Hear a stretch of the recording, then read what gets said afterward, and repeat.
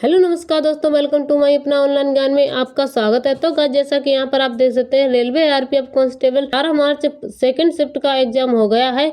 18 मार्च second shift के exam में कौन कौन से क्वेश्चन पूछे गए हैं, तो इस वीडियो में हम आपके लिए 100% एक्यूरेट क्वेश्चन आंसर बताने जा रही हूँ।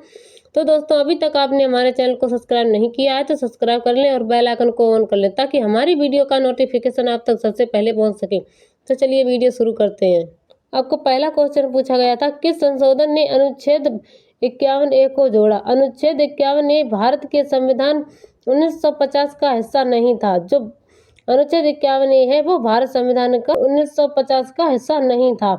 इसे संविधान अधिनियम 1976 द्वारा सम्मिलित किया गया था और तत्पश्चात संविधान अधिनियम 2002 द्वारा संशोधित किया गया था। नेक्स्ट क्वेश्चन पूछा गया था, अशोक के पोते का नाम क्या था? तो आपका राइट आंसर हो जाएगा संप्रति। जो अशोक के पोते का नाम है वो संप्रति है। 40 वर्षों तक शासन करने के बाद 232 ईसा पूर्व में अशोक की मृत्यु हो गई थी। ऐसा माना जाता है कि उनकी मृत्यु के बाद उनका साम्राज्य पश्चिमी और पूर्वी भाग में विभाजित हो गया था। पूर्वी भाग पर अशोक के पोते दशरथ का शासन था, जबकि पश्चिमी भाग पर संप्रति का शासन था। 265 ईसा पूर्व में उसके साम्राज्य का आकार विशाल था। नेक्स्ट क्वेश्चन पूछा गया था, अशोक का वारिस कौन था? कुलार सम्राट अशोक और रानी पद्मावती और अशोक के उत्तराधिकारी वारिस पुत्र थे। नेक्स्ट क्वेश्चन पूछा गया था, राजनीतिक शास्त्र का जनक कौन था? तो यहाँ पर आप देख सकते हैं, जो राजनीतिक शास्त्र का जनक था वो अरस्तु थे। आपका राइट आंसर हो जाएगा अरस्तु। अरस्तु को राजनीति का जनक कहा जाता है। आमतौर पर देखा गया है कि लोग राजनीति के विषय में नकारात्मक विचार रखते हैं। यह दुर्भाग्यपूर्ण। हमें समझने की आवश्यकता है कि राजनीति किसी भी समाज का अविभाज्य अंग है। नेक्स्ट क्वेश्चन पूछा गया था, अकबर ने चित्तौड़ पर कब हमला किया था? 1576 ईस्वी में सम्राट अकबर ने अपने 5000 से अधिक सैनिकों के साथ चित्तौड़गढ़ के लिए किले पर हमला किया।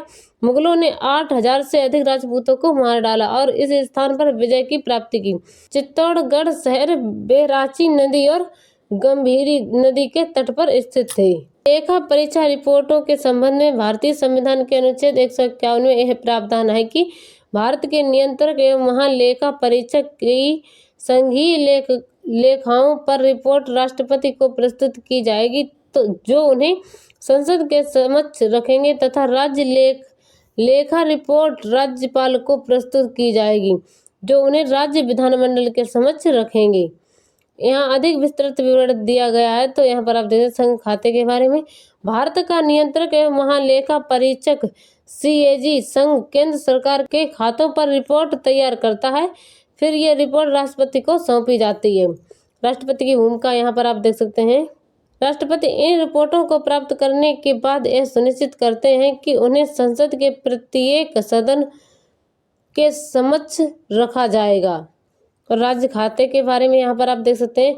इसी प्रकार CAG राज्य के खातों पर रिपोर्ट तैयार करता है। ये रिपोर्ट संबंधित राज्य के राज्यपाल को सौंपी जाती है। राज्यपाल की भूमिका यहाँ पर आप देख सकते हैं।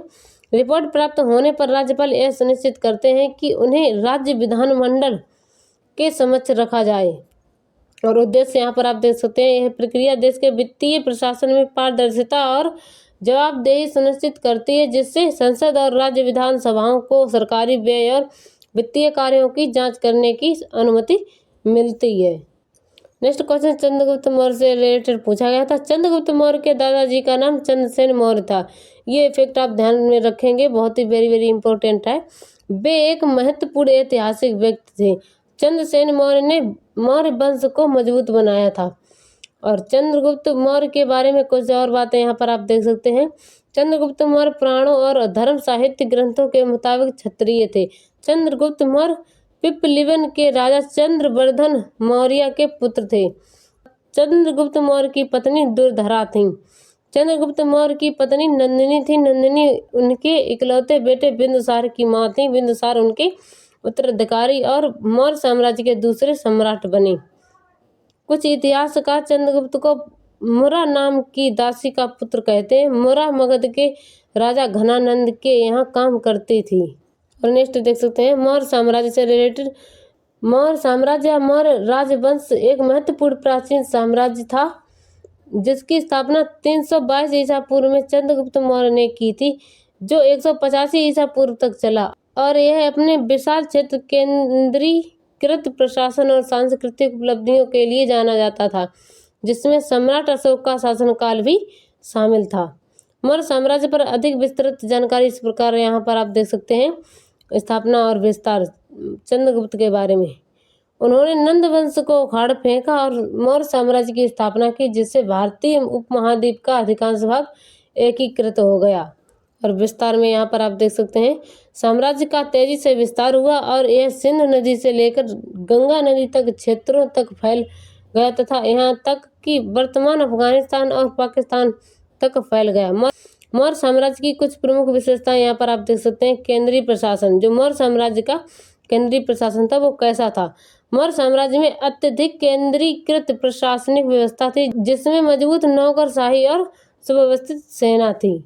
और आर्थिक मजबूती के बारे में यहाँ पर आप देख सकते हैं, साम्राज्य को समृद्ध कृषि अर्थव्यवस्था, व्यापक व्यापार नेटवर्क और मजबूती कर प्रणाली से लाभ हुआ। सांस्कृतिक उपलब्धियां यहाँ पर आप देख सकते हैं, मौर्य काल में कला, वास्तुकला और साहित्य कला में प्रगति हुई थी।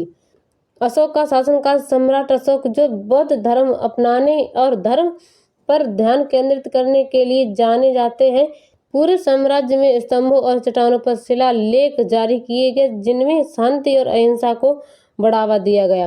और पाटलिपुत्र के बारे में यहाँ पर आप देख सकते हैं, मौर्य राजधानी पाटलिपुत्र व्यापार, संस्कृति और प्रशासन का एक प्रमुख केंद्र था। और मेगास्थनीज के बारे में यहाँ पर आप देख सकते हैं, चंद्रगुप्त मौर्य के दरबार में यूनानी राजदूत के रूप में मेगास्थनीज ने मौर्य साम्राज्य का विस्तृत विवरण लिखा, जिससे उसके प्रशासन और संस्कृति के बारे में बहुमूल्य जानकारी प्राप्त हुई थी। गिरावट और पतन यहाँ पर आप देख सकते हैं, अशोक की मृत्यु के बाद आंतरिक संघर्षों और बाहरी दबावों के कारण मौर्य साम्राज्य का पतन शुरू हो गया था। और 185 ईसा पूर्व में अंतिम मौर्य सम्राट बृहद्रथ की हत्या उसके सेनापति पुष्यमित्र शुंग ने कर दी थी, जिससे मौर्य वंश का अंत हो गया था और शुंग वंश का उदय हो गया था। ये बहुत ही वेरी इंपॉर्टेंट क्वेश्चन है। तो फ्रेंड्स, इस वीडियो में हमने आपको जो सेकंड शिफ्ट में क्वेश्चन पूछे गए थे वो क्वेश्चन रिपीट करा दिए। और फ्रेंड्स, हमारी रोजाना वीडियो पाने के लिए हमारे चैनल को सब्सक्राइब करें, बेल आइकन को ऑन करें। अगर आपके मन में कोई भी डाउट हो तो मुझे कमेंट बॉक्स में जरूर है। मिलते हैं नेक्स्ट वीडियो में। जय हिंद, वंदे मातरम।